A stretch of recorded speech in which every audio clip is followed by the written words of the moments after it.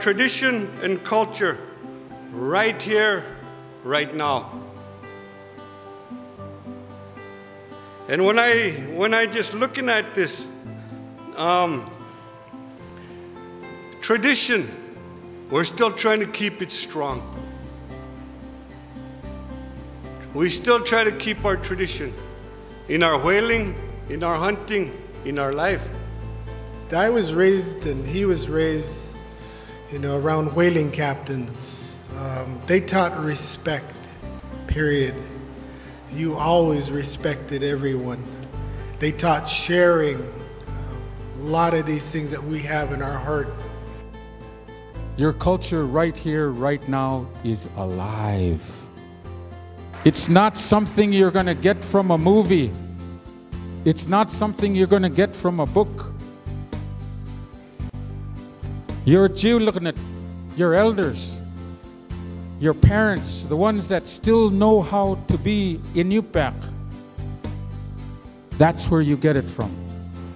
We're all used to thinking of our culture as a beacon of light that goes back into the distant past and connects us with our ancestors.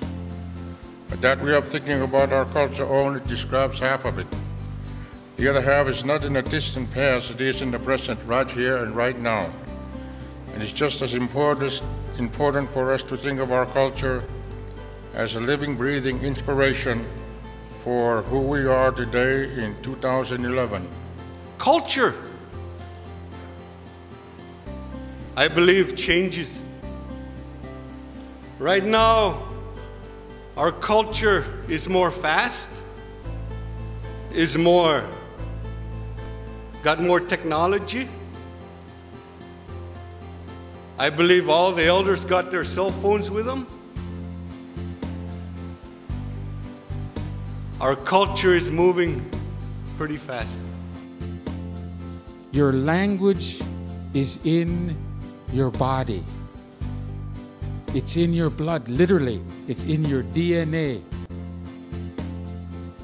It's why you look like you do. Your language is something that you can speak if you just try. But you know what? I learned a lot. I listened to our elders. And when I look at the youth, I ask you to listen. Listen to your elders, respect them.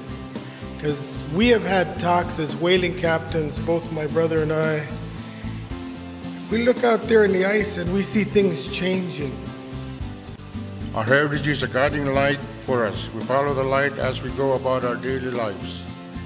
We hold on to the lessons of our ancestors and the wisdom of our elders in a world that is constantly changing.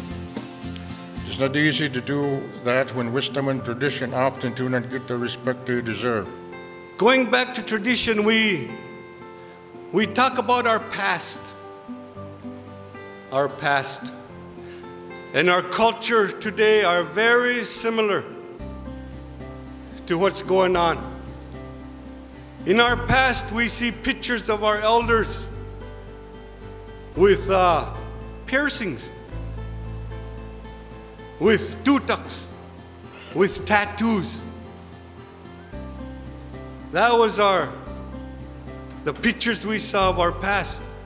But today, our culture, we see our youth with piercings and tattoos. I believe those are tutuks to themselves, but that's still culture. No matter where I go, I'm starting to realize we have a common thread amongst each other. In the Inupiat culture, when you teach, you make sure that they learn. If you're going to teach hunting, we make sure they learn how to do it right or they accomplish it. It's just like when you go out, you shoot at an ugruk or something and you miss. You don't give up. You keep trying. If a seamstress teaches you how to sew, if you make a mistake, guess what? No big deal. We're going to do it over. That's what I love about our Inupiat culture. Never forget where you come from. More importantly, always remember who you are. Going back to culture and the past, what never change is respect. As captains, we have to teach, and we have to teach what's right. I was called a half-breed, and I didn't even know what it meant.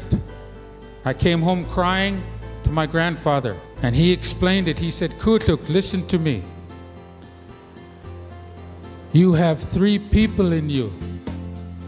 Those ones that are calling you that name, they have 1. You are a full-blooded Inupiat. You are a full-blooded Daksibak. You are a full-blooded Inkilik. There is no halves or eighths or quarters. You are a complete human being.